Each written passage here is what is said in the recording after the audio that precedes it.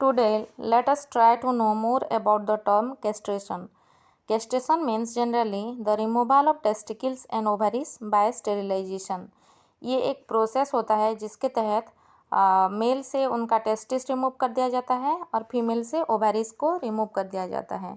ठीक है, तो इसके बारे में थोड़ा सा जानने की कोशिश करेंगे। और टॉपिक शुरू करने से पहले मैं बता दूं, ये एक ट्रेडिशनल मेथड रह चुका है जो कि रूरल एरियाज़ में लोग इसको यूज करते हैं, पशुओं के लिए बधियाकरण कर देते हैं पशुओं का।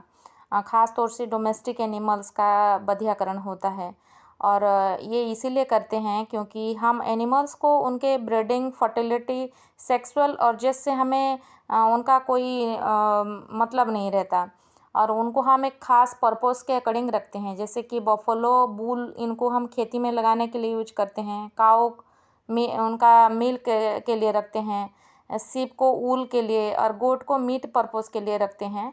तो इसी में ज़्यादा तौर से हम इम्पोर्टेंस देते हुए हम गोट को जैसे मीट प्रोडक्शन उसका ज़्यादा हो, इसमें ज़्यादा फोकस कर देते हैं और एनिमल्स का फर्टिलिटी बंद करा देते हैं या रिड्यूस कर देते हैं। तो ये एक ट्रेडिशनल मेथड है। इसमें जो इलास्टर रिंग दिख रहा है आपको फिगर में, यहाँ पे एक मेल रिप्रोडक्टिव सिस्टम का पार्ट है। ये various level diagram you can see over here. Spermatic cord, elastrator ring, scrotum, testicle, tail of epididymis. तो यहाँ पे जो इलास्टर रिंग है ये फिगर में क्रॉस कर दिया जाता है ये साइड को। ठीक है, और ये रूरल एरिया में पहले 2 डंडे यूज करके उसको क्रॉस कर देते थे और उसके बाद टेस्टिकल्स जो है यहाँ पे ब्लड फ्लो अच्छे से नहीं होता था और उसके बाद टेस्टोस्टेरोन हार्मोन जो टेस्टिस से प्रोडक्शन होता है उसका कैपेसिटी रिड्यूस्ड हो जाता है और मेलनेस कैरेक्टर इनका ग्रेजुअली डिक्रीज होता है और एनिमल ज़्यादा एग्रेसिव होते हैं इससे और उनका मसल मास ज़्यादातर से ग्रोथ होता है। ठीक है, इसीलिए ये एनिमल्स में ज़्यादातर से एप्लीकेबल है और ह्यूमन बींग में नहीं। ठीक है, इसका कुछ प्रोसेस है, इसके थ्रू इसको क्रॉस करते हैं। ये तो रूरल एरिया में ट्रेडिशनल मेथड बताए कि उसको क्रॉस कर देते हैं डंडे से, बट केमिकल मेथड है इसका और एक सर्जिकल मेथड भी है जो कि इंजेक्शन के थ्रू ब्रेन में उसको मैसेज पहुंचाते हैं और सप्रेस कर देते हैं टेस्टोस्टेरोन हार्मोन सिक्रीट करने के लिए।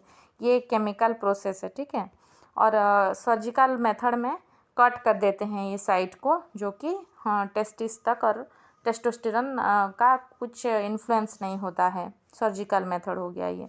ठीक है, तो मैन में जनरली ये एप्लीकेबल नहीं है क्योंकि ये एक प्रॉपर बाथ कंट्रोल मेथड भी नहीं है और इससे मैन का अदर साइड इफ़ेक्ट भी शुरू हो जाता है, जैसे कि hot flashes, importance thinning of bones, diminished muscle mass, increased in breast size, weight gain, mood change हो जाता है उनका। लेग ये यहाँ पे फिगर में जो दिख रहा है उसका कितना थीन दिख रहा है और उनका ब्रेस्ट साइज इंक्रीज हो जाता है। तो ये साइड इफ़ेक्ट होता है, इसीलिए मैन में जनरली ये कैस्ट्रेशन प्रोसेस एप्लीकेबल नहीं है। ठीक है, और एनिमल्स में करते हैं, जो डोमेस्टिक एनिमल ख़ास तौर से घर पे रखते हैं पशुओं को, हम उसका बधियाकरण करते हैं। ठीक है, ये एक बहुत प्राचीन काल में पनिशमेंट दिया जाता था कैस्ट्रेशन प्रोसेस से, कि कोई रेप केस में विक्टिम हो या कुछ पनिशमेंट के पर्पस में उनका बधियाकरण कर देते थे और टेस्टिस को रिमूव कर देते थे प्रोसेस से। ठीक है, ये एक टॉपिक हो गया कैस्ट्रेशन के।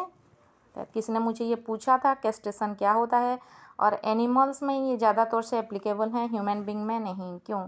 इसका यही कारण है कि कुछ साइड इफ़ेक्ट्स होते हैं मैन में, जिसके लिए इस तरह का बधियाकरण नहीं किया जाता है मैन में, और दूसरे प्रोसेसेस हैं उसके थ्रू बधियाकरण किया जा सकता है। बट पशुओं में, डोमेस्टिक एनिमल में कैस्ट्रेशन जनरली यूज होता है ताकि उनका एग्रेसिवनेस कम हो जाए, फर्टिलिटी बंद हो जाए, ब्रीडिंग कम हो जाए और सेक्सुअल अर्जेस ना हो, उनका सेक्सुअल डिज़ायर पशुओं में ना हो। ज़्यादा एग्रेसिव होते हैं ऐसे